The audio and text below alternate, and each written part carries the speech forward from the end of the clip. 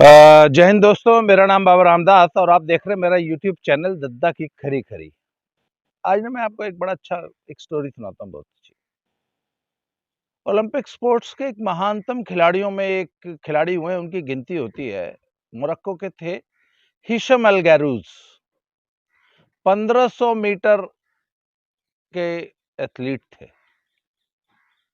और मतलब जिस दिन विश्व के महानतम खिलाड़ियों की सूची बनेगी ना, तो उसमें हिशम अल गरूज का नाम लिया जाएगा और बहुत ऊपर बड़े सम्मान के साथ लिया जाएगा। एक गरीब घर का मोरक्को का बच्चा था। बचपन में ही कोच ने पहचान लिया और बहुत जल्दी जो है बहुत तेजी से उसने राइज किया और 1995 के आसपास जो है वो जूनियर वर्ल्ड चैंपियनशिप में जो है वो 1500 मीटर में परफॉर्म करने लग गया था। और शायद उसने 1994 या 95 में जो है ना, 95 के आसपास जो है वर्ल्ड चैंपियनशिप जूनियर की जीत ली थी। और उन दिनों ओलंपिक्स का जो चैंपियन था वो था नूरुद्दीन मोरसेली। तो जब 1996 का ओलंपिक हुआ तो उस वक्त पूरी दुनिया टकटकी लगाए हुए देख रही थी कि आज जो है हिशम अल गरूज और नूरुद्दीन मोरसेली का मुकाबला होगा। और जबकि मोरसेली बहुत सीनियर एथलीट थे, इससे पहले के वर्ल्ड चैंपियन थे, ओलंपिक चैंपियन थे। और हिशम अल गरूज अभी एकदम बच्चा था, 19-20 साल का। तो साहब मुकाबला शुरू हुआ और सेकंड और वो अच्छा बहुत अच्छा दौड़ रहा था वो हिशम अल गरूज। पर सेकंड या थर्ड राउंड में क्या हुआ कि वो धावकों की भीड़ में ना फंस गया और पैर उसका उलझ गया और वो दौड़ते दौड़ते गिर पड़ा। और ऐसे वर्ल्ड लेवल की रेसेस में अगर आप एक बार ऐसे आपके साथ ऐसी दुर्घटना हो जाए तो फिर वो 1500 मीटर की छोटी रेस होती है, कोई बहुत लंबी रेस तो होती नहीं है। तो उसमें वो फिर कवर नहीं कर पाया और उस साल 12th आया और गोल्ड आया नूरुद्दीन मोरसेली का। तो दुनिया आज भी ना स्पेकुलेट करती है कि अगर उस दिन हिशम अल गरूज गिरा नहीं होता तो क्या होता। तो लोगों ने, जो एक्सपर्ट्स है वो ये बताते हैं कि अगर उस दिन भी वो गिरा नहीं होता तो वो उस दिन भी नूरुद्दीन मोरसेली को हराता और 1996 का ओलंपिक्स जो है वही जीतता। खैर साहब, उस दिन तो वो हार गया। 1996 का गोल्ड अगेन नूरुद्दीन मोरसेली ले गया। 15 दिन बाद एक और रेस हुई, कोई डायमंड लीग टाइप की। उसमें जो है हिशम अल गरूज ने नूरुद्दीन मोरसेली को हरा दिया था और कायदे से हराया था।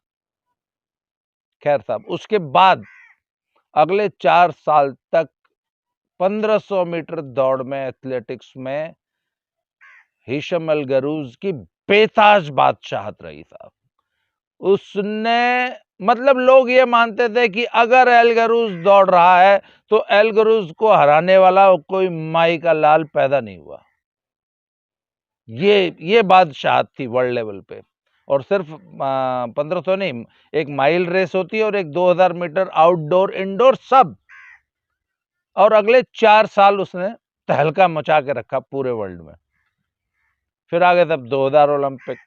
और 2000 ओलंपिक में था कि लोगों ने कहा कि हाँ, अब की बार जो है हिशम अल गरूज ओलंपिक में गोल्ड लेगा। पर साहब कहते हैं ना वो एक से एक धुरंधर है दुनिया में। तो 2000 की ओलंपिक की फाइनल 1500 दौड़ शुरू हुई और अचानक आखिरी मोमेंट्स में उसके साथ का ही एक एथलीट, नोह डगेनी नाम था उसका, ऑल ऑफ अ सडन वो आगे निकल गया और सारी दुनिया एकदम हक्का बक्का रह गई कि अरे हिशम अल गरूज हार गया। मतलब ये बहुत बड़ा सेटबैक था एथलेटिक्स की दुनिया में कि कोई सोच भी नहीं सकता था कि हिशम अल गरूज भी हार सकता है। भाई पिछले ओलंपिक में तो लड़खड़ा के गिर गया था, इसलिए हार गया था ना। और उसके बाद कोई रेस ही नहीं आ रहा था वो पिछले 4 साल में और ओलंपिक का फाइनल हार गया, सिल्वर आया था। खैर साहब चलो, उसके बाद फिर साहब करियर शुरू हुआ। तो उस साल, जिस साल 2000 के ओलंपिक में जब उसका सिल्वर आया ना, तो उसके पीछे ब्रॉन्ज आया था बर्नार्ड लगाट, LAGAT, लगाट का। वो भी वर्ल्ड क्लास एथलीट हुआ था 1500 मीटर का। और उसके बाद अगले 4 साल तक फिर हिशम एल गरूज की बादशाहत कायम रही। उसने कई कई बार वर्ल्ड रिकॉर्ड बनाए। और आपको बता दूं कि हिशम एल गरूज का उस जमाने का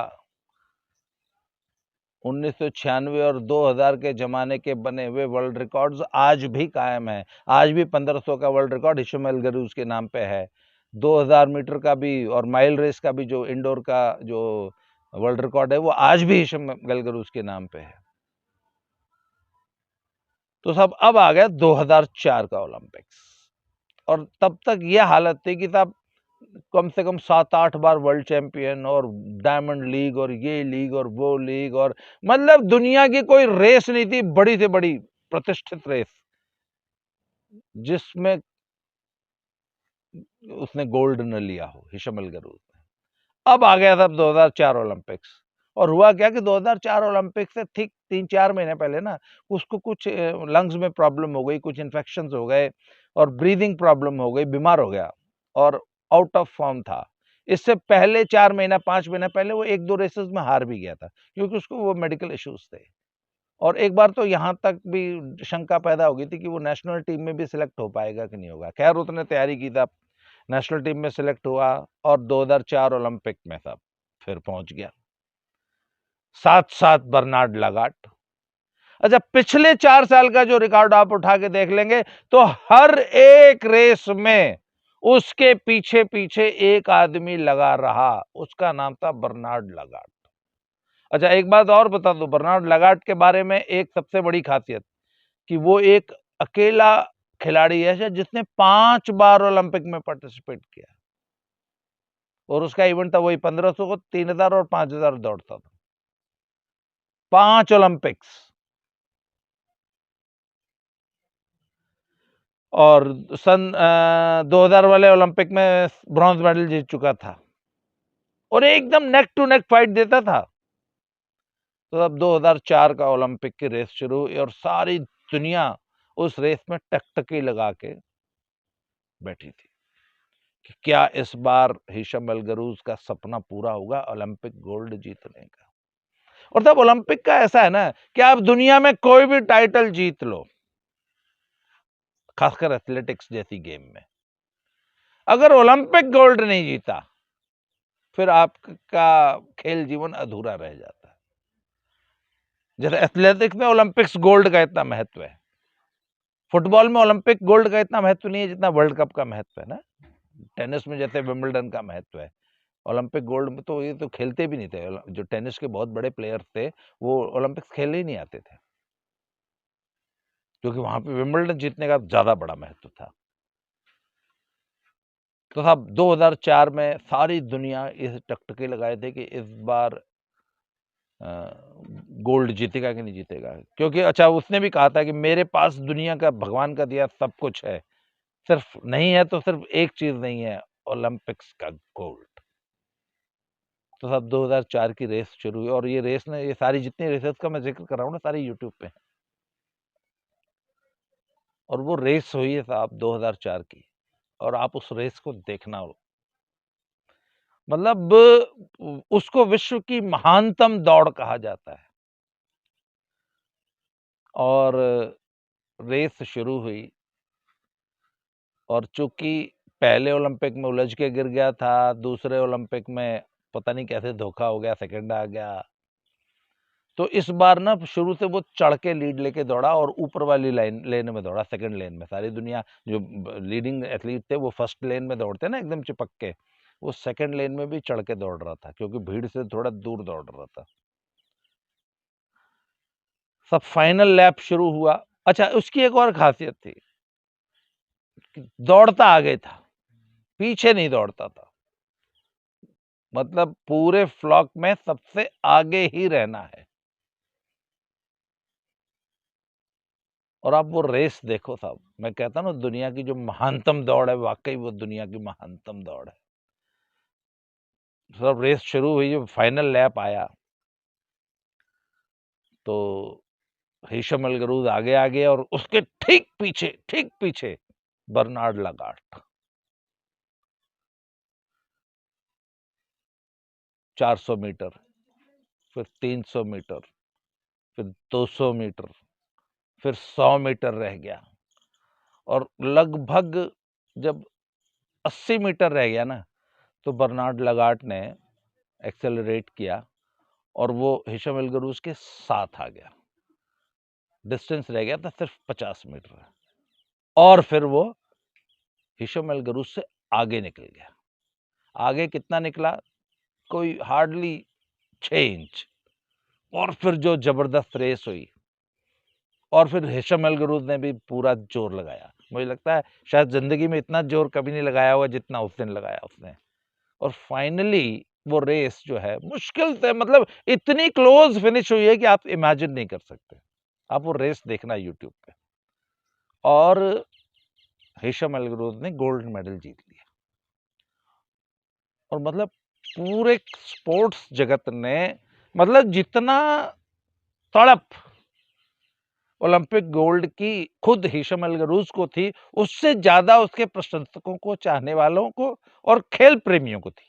क्योंकि हर खेल प्रेमी चाहता है कि इतना इलस्ट्रियस एथलीट, इतना महान खिलाड़ी अगर बिना ओलंपिक गोल्ड जीते, जिसने इतनी सारी जीतें हासिल की हों, जो इतना बड़ा वर्ल्ड चैंपियन रहा हो, अगर बिना ओलंपिक गोल्ड जीते रिटायर हो जाएगा तो बड़ा मतलब मजा सा नहीं आएगा। तो सारी दुनिया ये चाहती थी कि वो उस दिन वो गोल्ड जीते, और अल्टीमेटली उसने वो गोल्ड जीत लिया। तो आप उसको, उस रेस को देखिएगा। वो मतलब इतना महान खिलाड़ी भी कुछ सॉरी रेस जीत के इस कदर भावुक हो सकता है, ये उस रेस में दिखाई देता है। खैर साहब, हिशम अल गरूज तो जीत गया, पर बर्नार्ड लगाट हार गया।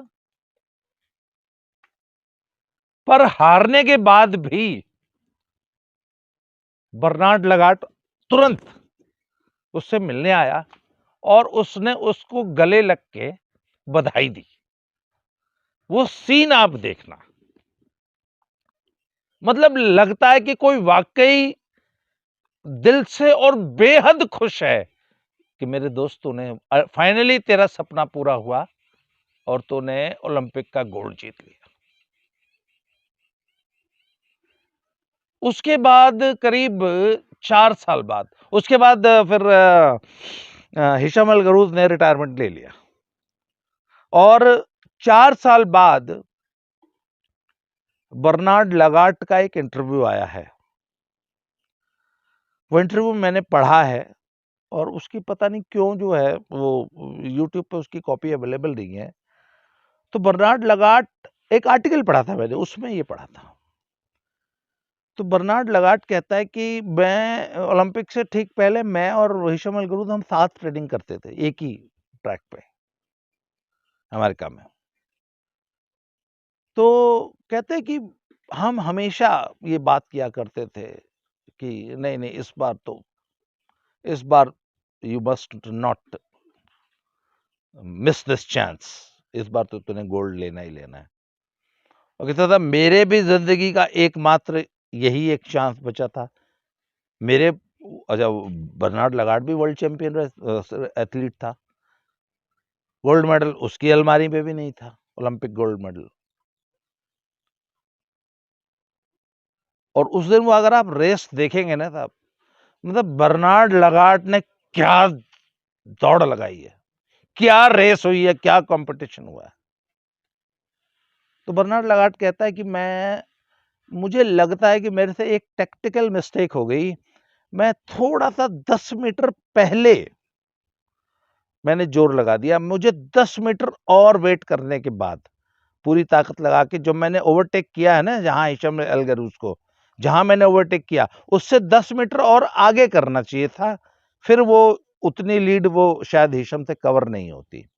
It was, I think, A tactical mistake. ये बर्नार्ड लगाट ने बयान दिया है। फिर उसने अपनी उस मनस्थिति का जिक्र किया है कि जब मैं वो रेस हार गया तो मुझे एक क्षण का आभास हुआ कि अरे यार,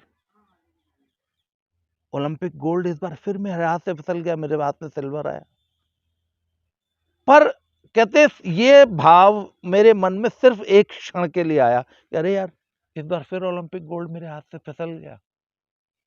पर तुरंत मैंने देखा कि हिशम जो है वो मतलब खुश हो रहा है और उसकी आंख से आंसू बह रहे हैं, और कहते मुझे दिल से इतनी प्रसन्नता हुई, कहते आई वॉज मतलब overwhelmed to see that Hisham had finally won. वो कहता है कि मैंने सारी जिंदगी हिशम को पसीना बहाते ट्रैक पे देखा था, और कहते मुझे इतनी खुशी हुई ये जानकर, ये देखकर कि चलो फाइनली हिशम अल गरूज की अलमारी में भी ओलंपिक गोल्ड टंगा हुआ होगा। और फिर वो गए और गले लग के दोनों रोए ट्रैक पे। वो आप वीडियो देखना यूट्यूब पे। यहां पे मैं जो पॉइंट कहना चाहता हूं ना, सी द स्पोर्ट्समैन स्पिरिट, कि चिर प्रतिद्वंद्वी एक एक रेस में गला काट प्रतियोगिता। मतलब हिशम अल गरूज ने अपनी एक इंटरव्यू में कहा है कि मैं सारी जिंदगी दौड़ता रहा और बर्नार्ड लगाट सारी जिंदगी मेरा पीछा करता रहा, और मुझे हमेशा उसके सांसों की गर्मी अपनी गर्दन के पीछे मुझे लगता था कि जैसे कोई गर्म चाकू जो है मक्खन में घुसता है ना, ऐसे उसके सांसों की गर्मी मेरी गर्दन को हमेशा स्ट्राइक करती थी। मतलब उस आदमी ने सारे जिंदगी मेरा जो है पीछा किया। इतनी जबरदस्त प्रतिद्वंदिता थी, और ऐसी राइवलरी के बावजूद जब हिशम अल गरूज ने ओलंपिक गोल्ड जीता तो बर्नार्ड लगाट उससे लिपट के रोया। उसने कहा है कि मैं इसलिए नहीं रो रहा था कि मेरा सिल्वर आया, मेरा गोल्ड मिस हो गया, कहता मैं इसलिए रो रहा था कि मेरे दोस्त ने गोल्ड जीत लिया आज। तब this is the sportsman spirit. खेलों की जो ये भावना है ना, खेल की जो मूल भावना है वो स्पोर्ट्समैन स्पिरिट है। आप ओलंपिक चार्टर पढ़ के देखिए, उसमें कहता है कि ओलंपिक्स में जीतना महत्वपूर्ण नहीं है, खेलना ज्यादा महत्वपूर्ण है। जो मूल भावना है वो खेल की है, खेल भावना है, वो जिंदा रहनी चाहिए। और मुझे इस पूरे ये जो हमारे भारतीय कुश्ती में जो प्रकरण चल रहा है ना, मुझे इसमें जो सबसे दुखद पहलू है वो ये है कि बजरंग, विनेश और साक्षी ने ना खेल भावना को मार दिया। मतलब यार, खिलाड़ी कुछ भी कर सकता है, खिलाड़ी बिलो द बेल्ट वार नहीं कर सकता। हम लोग खेल के मैदान में प्रतिद्वंदी होते हैं, हम दुश्मन नहीं होते।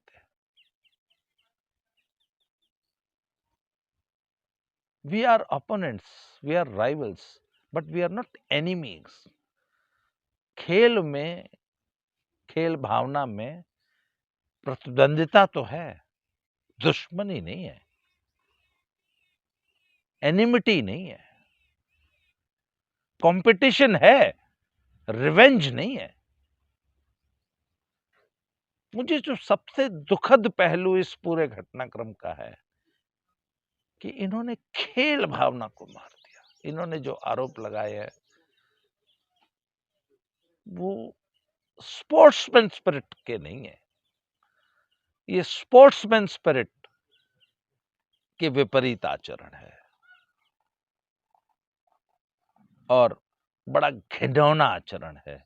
मैं आज दिन में बैठा बैठा ना, लेटा लेटा ये सोच रहा था, क्योंकि वो यूट्यूब पे यही एक रेस आ गई और मैंने वो बर्नार्ड लगाट और हिशम अलगरूस को जब लिपट के रोते हुए देखा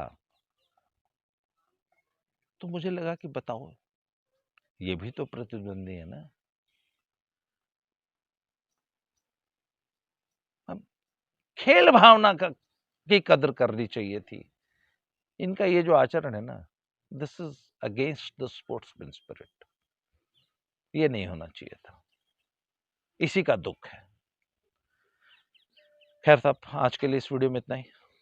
अगले वीडियो में फिर किसी नए टॉपिक के साथ फिर से मिलते हैं। Thank you very much.